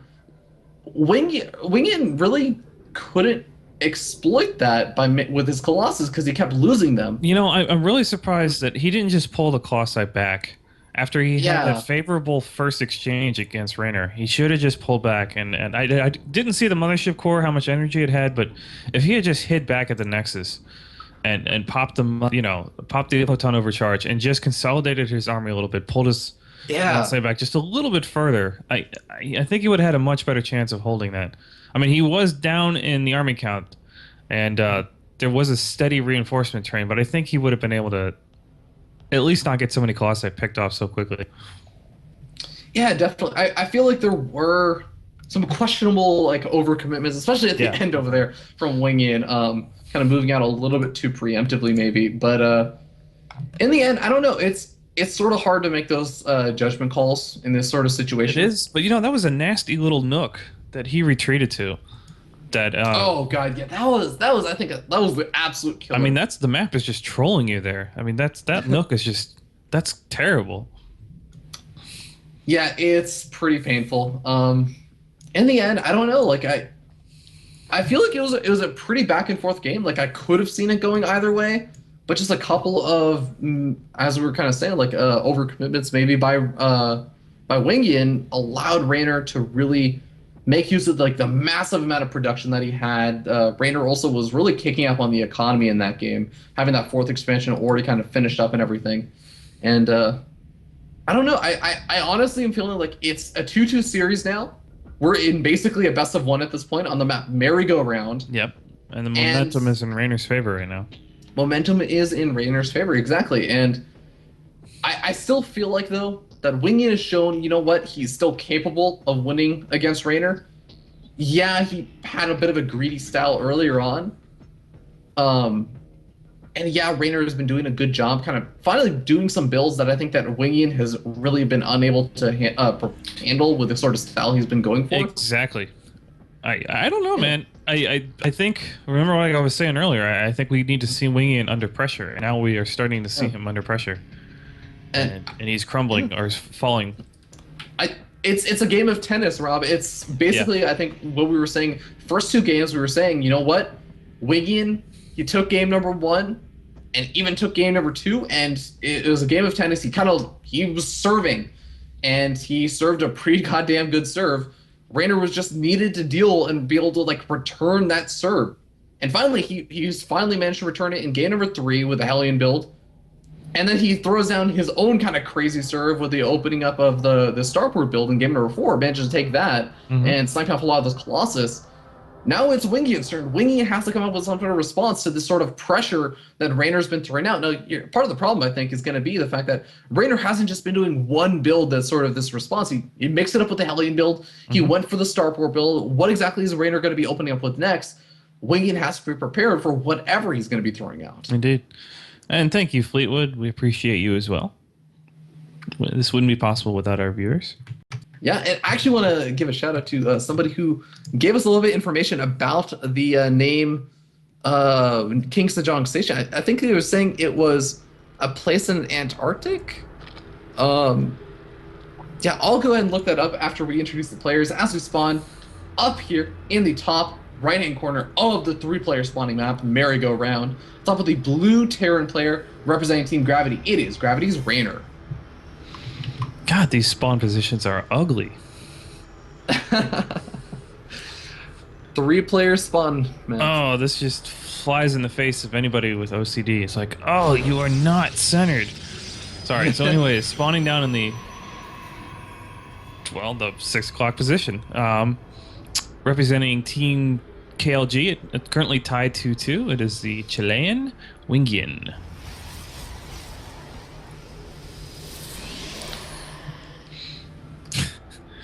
Oh man. I'm trying to find the chat earlier on that was saying what exactly King Sejong Station was. I swear it was somewhere in there. I will have to find it another time. But thank you. The message is there, and I will read it a little bit later. And anyone who's maybe tuning in a little bit later can learn what King Sejong or what Sejong actually is. Man, actually, I think someone was saying he was a king. Yeah, that would actually make sense because it's named King Sejong. It's King Sejong Station, guys. I don't know. It's a pretty barren wasteland. I wouldn't want to be the king of King Sejong Station. There's not a whole lot to rule over there. Well, you do have a ready supply of minerals and gas. Ooh. Look at this over here from Raynor, Command Center first. Oh. Mixing up once again. I mean, I have got to hand it to him. Since game number 2 ended, he has not opened up the same way in any of these games, and I think that's probably for the better. I think that's good. He's trying to stay a little bit harder to predict for Wingian, because Wingian has shown that he's not afraid to greed it up, especially if he feels comfortable knowing what his opponent's doing. Yeah, and he's certainly going to have an opportunity to do that. Man, this map is just messing with me. This would be the kind of map that if I was laddering, I'd probably insta lose like the first few games, because I would just be spending all my time panning around. You're like, yeah. So one interesting thing about this map is third expansions, because no matter where you take it, Protoss player is a third expansion is going to feel really far away. Yeah, he is. It's like Star Station all over again. Exactly, and it's the potential third expansions are actually a good distance closer by air, which makes it a very annoying to deal with drops and all that kind of stuff, which we have started seeing Raynor kind of start to mix in. And once again, oh man, Wingian really loves these kind of wall-ins to deal with those kind of early Reaper harassments that could go behind the mineral line. Yeah, he does. I still can't get over this pink skirt on the mothership core of Wingian. Yeah, look. Like a little, like a tutu. You know what? Even a mother wants to dress up and look pretty sometimes. Yeah, I guess so. But yeah, we end up seeing out of Raynor after that command center first opening. His command center is well finished up, a good deal before Wingian's. He's already starting to mine over there with those double mules, and has the 3 barracks coming up. Has double refineries going down to start to power up on that gas count and eventually get up that starport. But where do we see Wingian at? And you'll notice he's doing a 3 barracks build. Yeah. I kind of prefer this. This is a little bit safer. This is just kind of like an old school style. Yeah. It's been around, tried and true for a very long time. SCV actually does manage to scout out exactly what Wingian is up to for now. He sees the robotics facility, and that's I want to say it's a relief, but that honestly should be a surprise. What should I hope that he actually did also manage to click on the second building, which is the forge, because that is actually some important information. Knowing that your opponent is going for upgrades this early on. Yeah. Well, we do have a second gateway being added on, so Wingian just kind of starting to get into that regular old Protoss macro mode. Whoa! Okay, Rob. Yeah. It's 6 minutes, Yeah. 30 seconds. This is very economically greedy from Raynor. Yeah, Raynor is And basically he's playing that campaign mission where he thinks it's the lava map. He thinks that he has to try and accumulate 10,000 minerals as fast as possible. So he's just gonna mass expand. And you know, it's funny because Wingian is almost kind of misreading it. You notice there's cannons going up in both bases. Oh man. You know, he's worried about a drop or something else like that, but Raynor's like, no, dude, I'm just gonna build buildings. Well, he has literally not seen his opponent's or scouted his opponent up until now. Yeah, he doesn't really have a choice. Oh man, this could be really, really bad for Wingian if he allows Raynor to get into that big macro mode. But hold that thought, we do have the Marines and Marauder pushing forward. A Photon Overcharge energy is very much readily available. A single Stalker does end up falling. Nice. Second Stalker getting very low, Ooh. gets taken out. Oh, finally Photon Overcharge gets put down. And he managed to kill off a couple of these Marines. He should actually be able to kill off one or two more. Yeah, They just retreat back, but man, that was actually kind of annoying to lose both of those Stalkers. I don't know. I guess it was kind of an even trade, losing a lot or being able to kill off a lot of the Marines in exchange for two Stalkers. I don't know. I think it was more favorable for Raynor, not because of the unit exchange, but you know, his buildings were already queued up and being built. That just gave him more time. That's true. I mean, any units that he takes out right now is gonna just delay any kind of pushes that Wingian will want to do. But we actually have a lot of buildings going down over here for Wingian, and honestly, only 3 of them right now are actually gateways. The rest of them is we have a second forge going down, we have a robotics bay, we have a Twilight Council, and all these things are great if Wingian wants to be greedy again, but it's like Raynor is gonna look this when those reactors are done, and he's on 5 barracks. He is gonna push hard as hell. No, excuse me, he's on 8 barracks. Yeah. He still doesn't know. Oh, Stem is actually finished up, and Raynor actually stemming up, takes out 2 more of those Stalkers. Photon Overcharge has gone down at the natural Artosis Pylon. What is going on here? Oh no! 2 of the warp gates completely getting stopped. An Immortal pops out, and the forge is stalled. The Twilight's unpowered. Oh god! It's gonna delay everything, and God, this is so annoying. Another Photon Overcharge also gets forced out. Talk about reversal of roles here, as Raynor just says, you know what, I'm going to pull one of your cheeky little styles here and just, oh man, just build up like crazy. I think the funniest thing is that Wingian is still trying to play that sort of cheeky style of teching up like really heavily, going up the robotics facility and getting at the robotics bay, while also getting up his Twilight Council and potentially allowing himself to get up Templar Archives, has double forge upgrades going and everything, but like, he's getting outgraded, but he still doesn't even realize it. Oh, he has finally scouted out that 3rd expansion. Yeah, now he's wetting himself because he realizes, oh my god, I let that go for this long. Oh man, it's actually one of the annoying things that like, unless he actually clicked one of those mineral patches, it's even hard to tell. Like, oh god, you think like, how long has that been there? Like, was that unless he's clicked on the mineral patches and has a really good gauge. You know, that's something honestly in GM level play. This is something you guys should be capable of doing at this point. Is you click the mineral patch, and you can instantly say, okay, they've been mining for 2 minutes. He's been mining for 30 seconds. Mm-hmm. Yeah, it's still got to be so frustrating though. You know, it's actually kind of funny. Well, we do have +1, +2. For finishing up for the Protoss player, +2 armor and +1 weapons, which is going to complement the Colossus really nicely. And a War Prism is coming out, and hey, I mean, in game number 1, game number 2, we saw that War President play change the tide of the game. Yeah, it did. So it is definitely not over by any means. And that's definitely the way to do it in this game.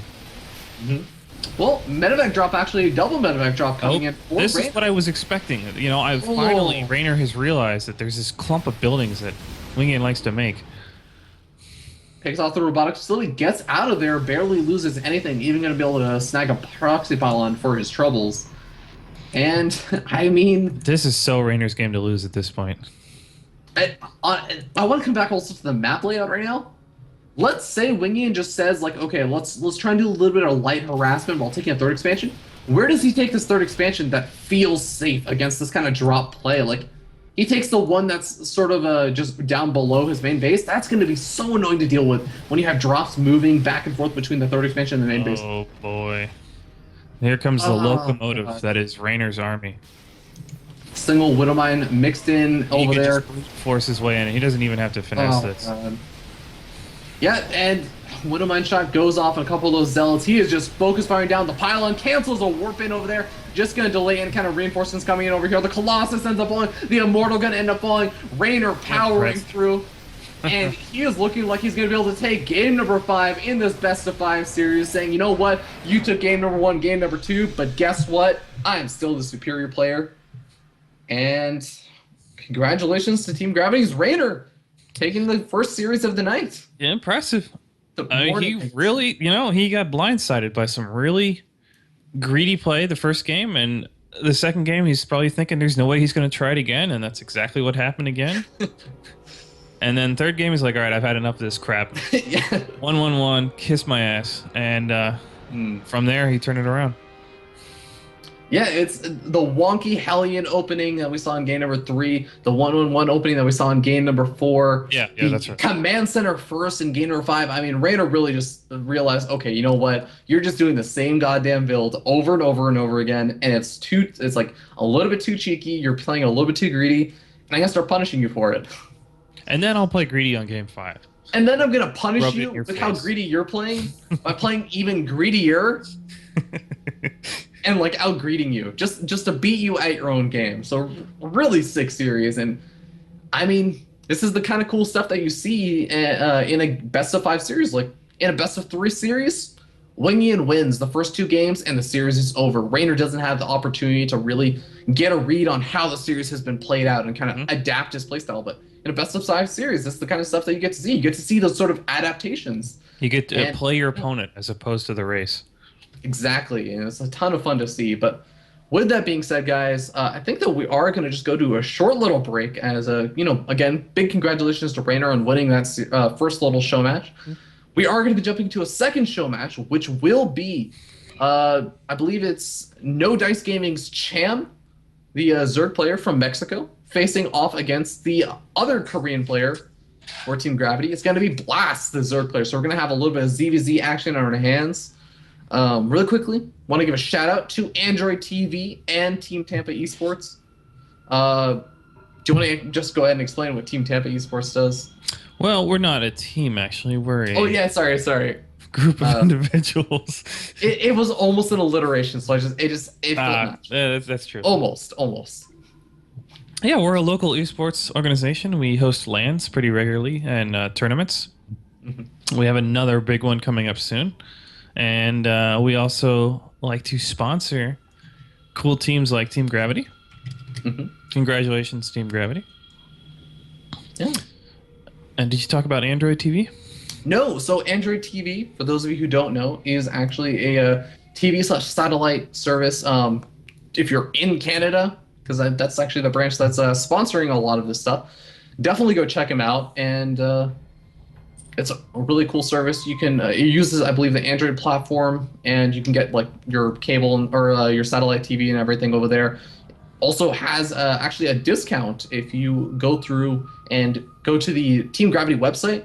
You can actually get a little promo code that'll give you a little bit of a discount on the actual Android TV service. So definitely be sure to check that out. But guys, with that being said, we're going to cut to a short little break. We will see you guys in just a little bit with the second series of the day.